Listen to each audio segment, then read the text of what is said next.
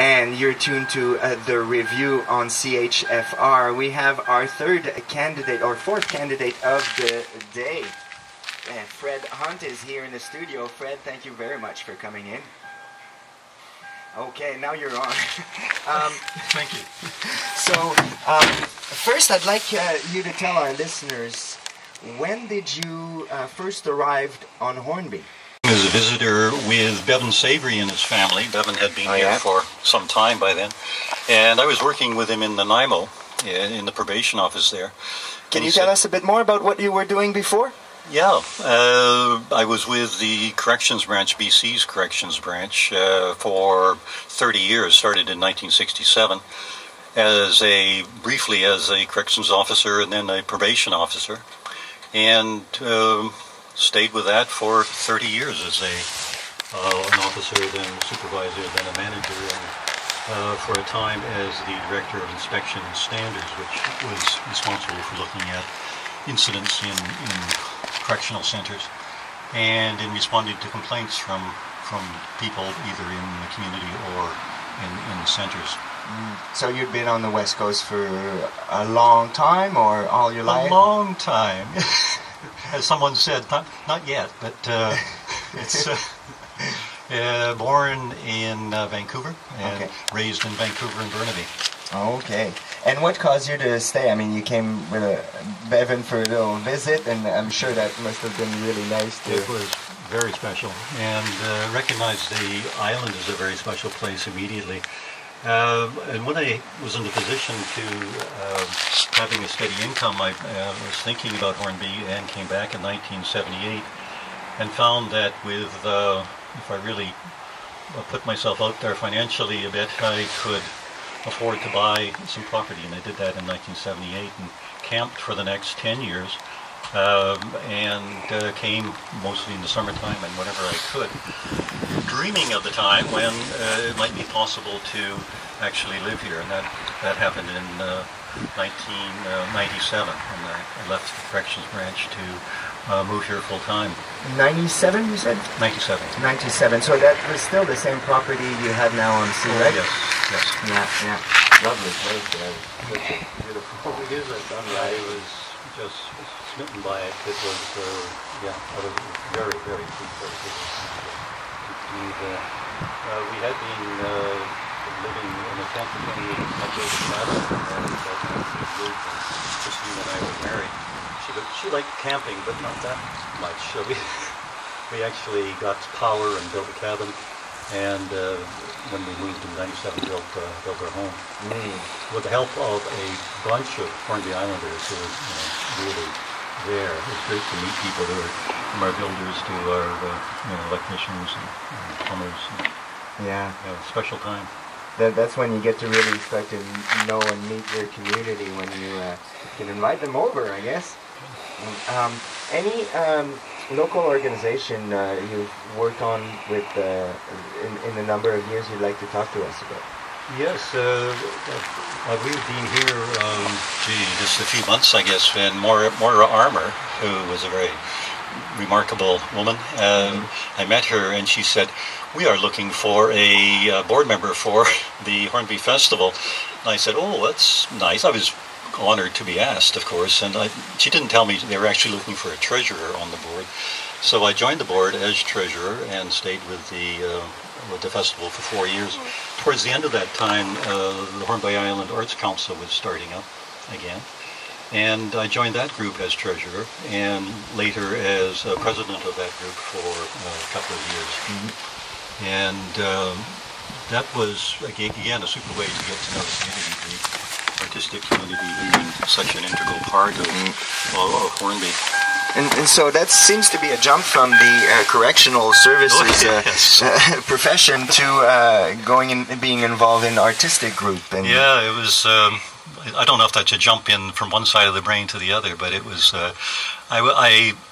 The bureaucracy is interesting and always challenging, but it was awfully nice to just be there with creative people and to do what I could, because I'm not an artist myself per se. I was just really nice to be able to help that move. Yeah, a lot of the artists on the island really appreciate it when there's people who are not so artist-oriented who can actually handle all those forms and grants application and, you know, balancing the books.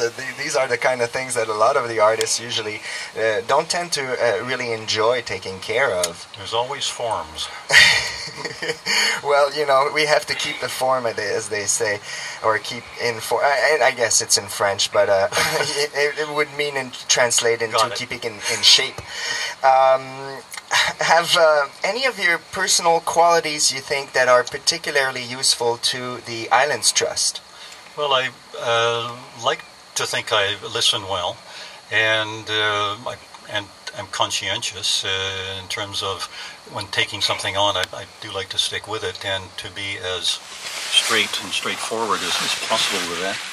I've got experience in conflict resolution in the jobs I was doing with the corrections branch. That was often there with conflicts were frequently arising. But I've also taken formal courses at the Justice Institute.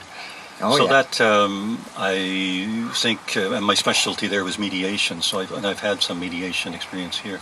I've also had been for the last 3 years chairing the Hornby's Community Action Solutions Together group, the CAST group. Yes. Which is a very informal, loosely knit bunch of primarily non-profit organizations that get together once or twice a year to share experiences, support one another, and to just be sure that they are knowing what's out there and what's going on the island. Mm-hmm.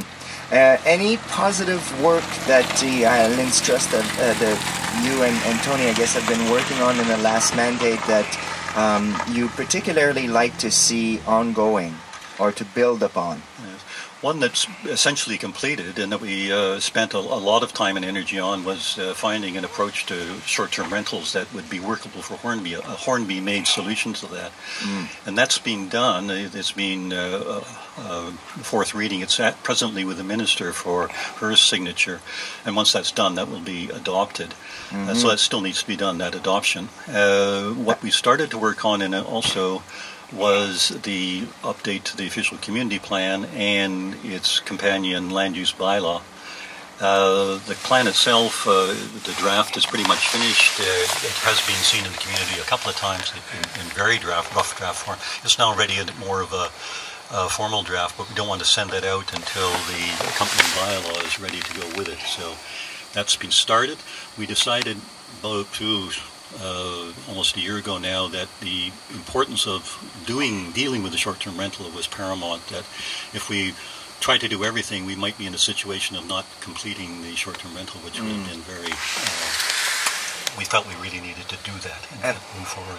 I understand that this short-term rental is a little bit unique in the sense that the Hornby Islands trustees have decided to go a little bit of a different route than other Gulf Islands. Would you explain a bit how did that came about? Well, generally in the Gulf Islands, short-term rentals are not a permitted use, except in South Pender, where there's a very few. It's a very small population. There's only 3 or 4. Here, it's clearly a very important part of our community and our economy. And we, after going back and forth in terms of how to make the 2002 official community plan real, which the 2002 plan said it should be permitted as a home occupation, we were advised shortly after that it couldn't be a home occupation because of the legal definitions. So we were working for a way to make it happen as in the official community plan to get that spirit introduced, and I think we did that. We said it should be permitted in all the zones, which was certainly a departure from all other islands. I knew that was going to be difficult. I think Tony did as well, in terms of just convincing the executive committee of the Islands Trust, which is responsible for the bylaws in the trust area. I actually went down to an executive committee meeting in Victoria to press the case that we should be doing this on Hornby because of or unique circumstances. And indeed, they were split. The committee was split, but in the end, they voted unanimously to support that idea, recognizing the special circumstances here and the importance to the island. Well, thank you very much for helping to, I guess, prove that the trustee can be listening and transferring those into actions. Another subject on the island that's, I'm sure, on many people's mind is how can the trustee help to deal with issues regarding the ever aging population? I think by generally supporting good infrastructure in all ways, that the community generally is important that it be a sustainable community. The recognizing the importance of the New Horizons Association, which has a very broad base of support for people who are over 55, and that is a very active organization. And they started, for example, or didn't start, but they suggested a couple of years ago the possibility of doing a match with younger people in the community, with older people perhaps needing work, and people who might be available for work. The housing is a very good big success story for the island and is well known outside the island. That was built with people who at the time started 20 years ago now, and recognizing the need, and they got down and worked to make it happen. The trust can do things like waive fees for application development or for permits if that's applicable. And we have done that in a couple of cases recently. One was for the clinic, and that sort of, there's a possibility of doing that just as a practical assistance. Well, it's nice to have somebody that can understand these practicality and seeing how can, I guess some people might be seeing as bending the rules, but really it's how to make rules fit our situation so that it really serves the people and not the bureaucrats, right? Well, it is nice that the rules can be broad, and they are seen in our official community plan. And certainly the ability to do things like waive fees, that's carefully monitored. It's not an open-ended budget there at all. In fact, it's quite limited, so we have to be very particular, and it has to be a proven community benefit before that's done. Well, thank you very much for staying here and answering those questions. I guess. Thank you, Albini. It's been great. Laying out some of your personal experience there and what how you got here and all. Thank you. Before I let you go, I'd like you to introduce to our listeners a song that you brought for us, and maybe telling us in a couple of sentences to why you chose that one. Okay, the song is Banfield's John Vanden, Banfield as on the West Coast, and I heard it for the first time at a concert with the Bills in the summertime with Mark Atkinson singing as well with the Bills. That's one of his groups. And it was one of those moments where just sort of the hair stood up in the back of my neck, and I thought, whoa. And then they had a CD there that had it, and it's just a really good West Coast a cappella. Well, here we go. Thank you very much once again, the Bills. They come from the mud and the wind and the wet, from as far to the west as a man can get. And I worked those waters for all my years, and I caught my share of triumph and tears. All the ocean's the source of my hopes and fears. Kept an eye on the jigger pole, hand on the gaff, and a smiley on the line always brought to laugh. She's the prize of the coast, biggest of the springs. We would carry her home past Edward King, unloading at the packers and the money would ring. I'm Banfield's John Vanden. And you might slip and stumble on the rocks at the shore and exult in the blast of the mighty wake's roar. But when you stand humbled by the ocean's door, then you'll understand just who I am, Banfield's Johnny Vanden. I rolled and trolled and my hands were worn in God's vindictive southeast storms. Heard the hull of the ship as it ripped and groaned, but there is one thrill I have never known. It's the love of a woman I could call my own. So your questions of romance don't ask me. I'm the man who wed the Pacific Sea. Tempestuous though she may have been, no more faithful to you never seen. She's kept me wise and fit and lean. I'm Banfield's John Vanden. And you might slip and stumble on the rocks at the shore and exult in the blast of the mighty wake's roar. But when you stand humbled by the ocean's door, then you'll understand just who I am. Banfield's Johnny Vanden. Banfield's John Vanden. And that was The Bills, which a lot of you have probably heard right here on Hornby. Well, we got one more and last guest in the studio, somebody who's a little bit familiar with the microphone here because he's one of our local weekly programmers on CHFR. Alex, thank you very much for being here in the studio and agreeing to participate in this little personal interview. Hope we won't get too personal for you. But I'd first like to ask you, when did you first arrive on Hornby and what were you doing before? Okay, well, when I first arrived on Hornby, before that, I was actually born. Essentially, we emigrated from England. I was born in Cornwall, England, and apparently my parents tried to abort me in England because they wanted the next child to be born in Canada because they already had 2 younger kids. But I said, no, I'm coming out. So we essentially hopped on a boat and came out to Comox Valley, and my father interned at St. Joseph's Hospital, and we lived in Comox for about 4 years. So you grew up in Comox? Well, kind of. I mean, I was 4 years old, basically, 4 or 5 years old.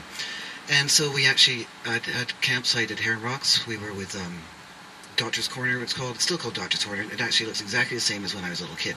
So we used to camp here at Heron Rocks for, you know, a good 5 years, the first 6 to 7 years of my life. Then we moved down to Victoria, and my father started a private practice there. We stopped coming to Hornby. We got a sailboat instead, and so I'm pretty much familiar with every single island that's within the Islands Trust that I've sailed with throughout my childhood every summer. So I spent summers camping at Heron Rocks and skiing on Forbidden Planta. Mm-hmm. So now it's come full circle. Now I'm skiing at Mount Washington, but I'm not camping at Heron Rocks. So essentially, I grew up in Victoria, I would say, not Comox, because that doesn't really count. Yeah.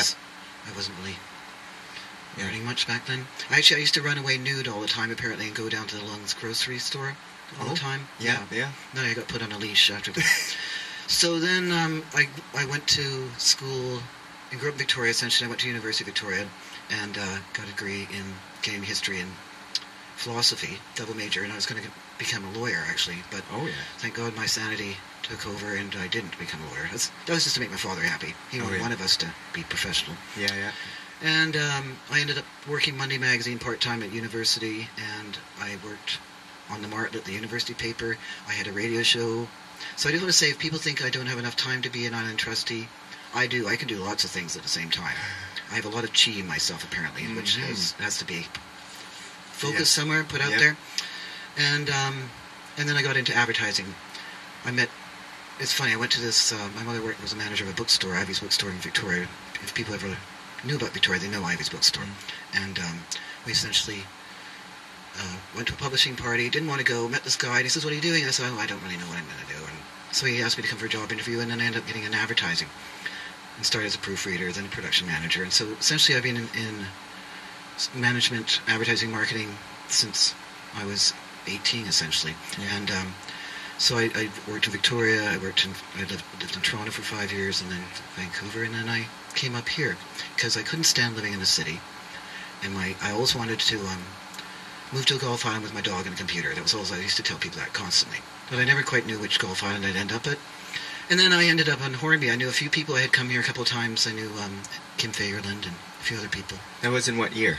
That was, I've been here about just over 14 years, almost 15 years. But so I was probably up here about 5 years before that. So about 20 years ago I came again, and visited.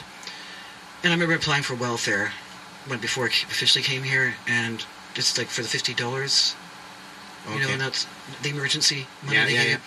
And the woman said, "You never get a job in Hornby." I said, "Yes, I will." She goes, "No, you won't."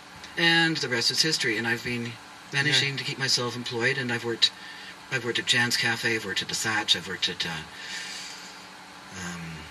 in the co-op, not just at the gas bar. And as you know, you took over the gas bar, and here I am.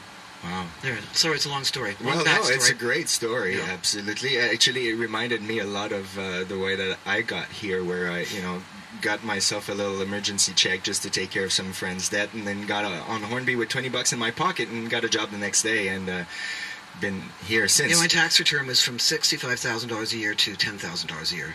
That was my first tax return here. Yeah. Wonderful. Yeah. Learning to live with little. Yeah. So what caused you to really stay on Hornby? Like, Well, I kept on getting employment. Okay. I actually found year-round rental. We actually ended up buying our house because we had a complaint about the person that was fixing things at the house, and just ridiculous stuff was and the house had started to leak. Yeah. So we ended up calling the owner, and who was in the States, and said, "You can't get this guy to do the roof. You got to get a proper roofing company." And he goes, "Well, if you're so concerned about the roof," in his voice, "if you're so concerned about the roof, why did you buy the house?" And I went, "What?" So then we suddenly, and then it went up like $150,000 within that year that we actually did purchase the house. So it's amazing. We would have never been able to afford it. Really? It just went zoomed up. Why? Yeah. So, so things just kept on clicking. It's like you got a job, and then managed to find a place to live year round, and then met a wonderful person in my life, and it just like, geez, okay. And I just think it's the most amazing community. I just love this community, and there's going to be disagreements, whatever, but we're all essentially here for the same reason, that we just love the life here. We love, the nature. It's and I'm still there. I couldn't bear to live in a city ever again. Yeah. Like, I find Courtney insane, and I can't believe I lived in Toronto. I have no idea how I did that. I know. I couldn't believe the gas station over there that you had so many junk food for humans, and then they had organic cinnamon cookies for dogs. Oh, yeah? Yeah, I cracked at that one. I thought that was pretty insane. Well, it shows sometimes we know how to take care better of others than ourselves. You say you do a lot of things at the same time. Have you been involved in some local organization, and which one? Well, I was a member of the APC, the Advisory Planning Committee, back in 2005.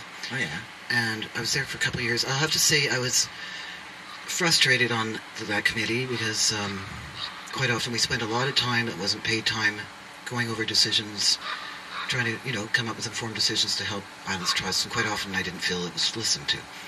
And so I didn't stay for my entire term. I've been very much involved with the theater community here.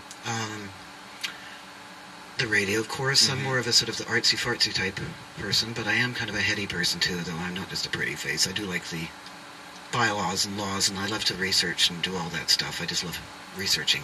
Well, I know if you couldn't work with numbers, you couldn't do the gas station. Yeah. I know that. If I can do those fuel reports, I can do anything. Yeah. But so just back to that. I haven't been involved in many committees, I have to say that, because of timing-wise. Lots of the meetings are during the day and stuff, and I've pretty much had a full-time job for 10 years now, basically 40 hours a week. Yeah. So I've been involved in just a sort of grassroots, like against the ferries. I had this great, how it's BC Ferries experience the difference. Well, I made a great sign that said BC Ferries experience the indifference. And that's probably about it. I probably don't sound like I've been too involved, but I feel like I've done a lot of fundraising by doing stand-up comedy and doing lip-syncing, Ellis, things like that. And just being at the gas station, you're listening to people coming to tell you their trouble. Yes, like a barman, right? With a bar in our title, you know all about it. Yes, you have to be a good listener, and I think I'm, yes. We hear a lot of things. It's amazing what you hear. Yeah. I can't even tell people what I hear sometimes. I know what you mean. Yes. Any personal qualities you think you have that would be a real asset to Islands Trust? Well, on that note, I think I'm an excellent listener. I have to say that I have been visiting people with Will and not on my own. And lots of people, they feel they're not being listened to. That's a really big complaint out there. And I will say, I will listen to you people. And and I will put forth what you want. You know, I feel like there's a really decisions that have been made have really divided the community in the last term. I think that some people feel haven't been listened to, even though the meetings have been announced and stuff. I still think I will agree with what, like Will discussed that there has to be a much better advertising of the meetings, and not, you know, and making it more understandable, making people excited about politics again, and coming to these meetings and feel like that they are being listened to, and then we will, you know, see what we can do about what you want. And well, it's a little bit tricky when you listen to people that gives you different statements. It's like you're driving, and then you have one person that says turn left, the other one says turn right. What do? You need to go somewhere. Yeah, I mean, obviously there's going to be people that are not going to agree with what I say, and but I really think that I can speak for the majority of the community when I've seen what people are feeling that they haven't been listened. I feel it regarding some of the bylaws that have been pushed through. I would like to readdress them and really listen to the community and make them feel listened. I have lots of energy. I have enthusiasm. I can bring a whole new look to the bylaws. Because of the fact that I am new, but I'm also familiar with the bylaws because I was on the ABC committee. Yeah. I'd like to research. I'd like to find out. Look at what other communities are doing, and just basically, listening and lots of energy. Well, that's wonderful. If any positive things that the outgoing trustee have been working on, is there any of those positive things that you'd like to build on? Any positive endeavor they've been working on that you'd like to build upon? We'll continue with the OCP, of course. I do feel like I'd like to continue on with the vision that was put forth many moons ago, that regarding the whole economic base. Like, I really feel that what Hornby needs, like as my little handout here I have, which I didn't get in the insert because the printing was an issue, and I am coming out knocking doors, by the way, people. I am running. People are coming up saying, "Oh, you're running? I haven't read anything about you." Or I am.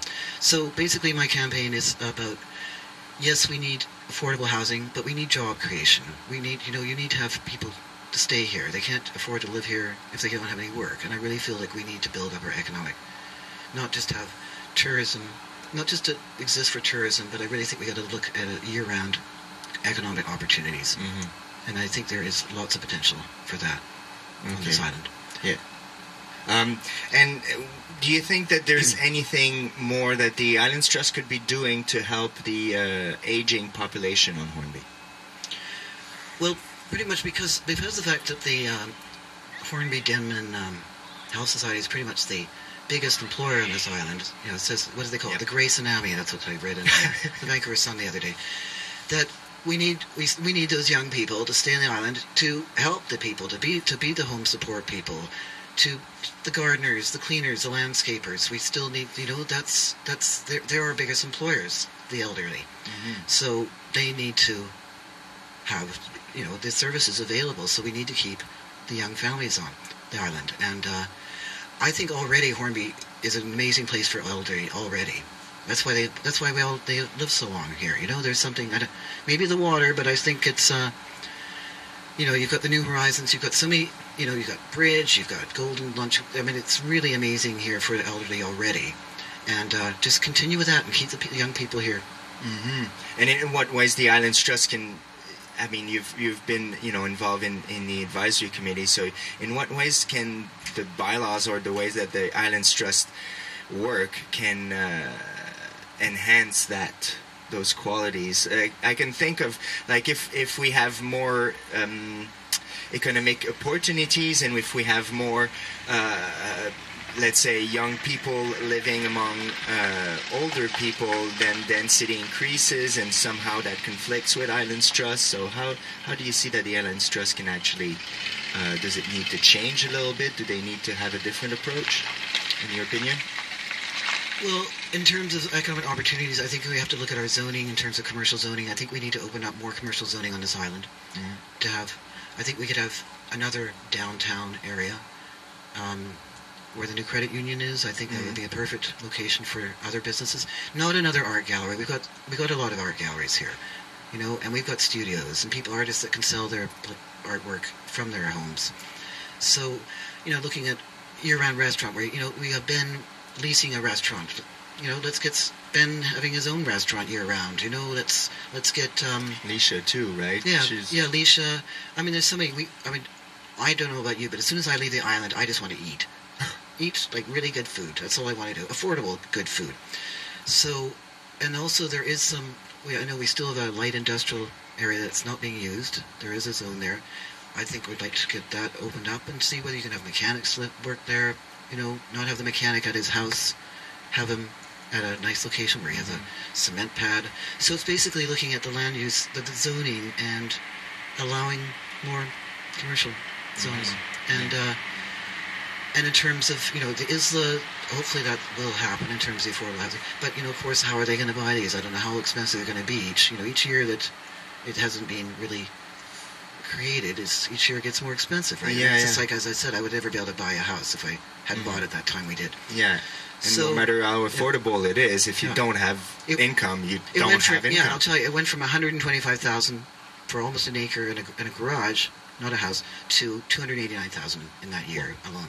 Yeah. So that's what I'd like. I'm basically I want to concentrate on the economic opportunities, and also there's a whole green initiative now with the climate change, which I know people have different disagreements regarding climate change. That's just bogus or it's not real. But the thing is, there's lots of funding available, grants, etc. now through the government. Whether our new fire department, why doesn't it have solar paneling? Why doesn't it all new development have more green technology? You know, with the whole smart meter thing, let's try and get off this grid. Let's have some more. And there is available funding for that.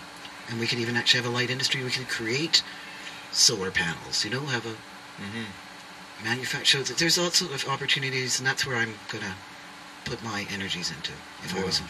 Thank you very much for being here and, you know, telling us all this and being able to present, as you say, I guess a new energy and new approach to these situation and these issues. Just before you go, I'd like you to introduce the next musical piece for our listeners, and tell us in a few words why you chose that one. Well, it's Third Eye Blind, and it's Semi-Charmed Life, because that's what I feel like I live a very semi-charmed life in Hornby Island. I believe in the sand beneath my toes. The beach gives a feeling, a deep feeling. I believe in the faith that grows, and the floor I go can make me cry. When I'm with you, I feel like I could die, and that would be alright, alright. When the plane came in, she said she was crossing the buildings, the bricks in the city, we chipped on the earth to feel alive. Now I'm struggling to survive those days you were wearing that velvet dress. You're the priestess, I must confess. Those little red panties, they passed the test. So turn around the belly, face down on the mattress one, and you hold me, and we are broken. Still it's all I wanna do, just a little. Now feel myself heavy off the ground. I'm scared, I'm not coming down. No, no, and I won't run from my life. She's got my thoughts now locked down in a smile, but nothing is alright, alright. And I want something else to get me through this life, baby. I want something else. Not listening when you say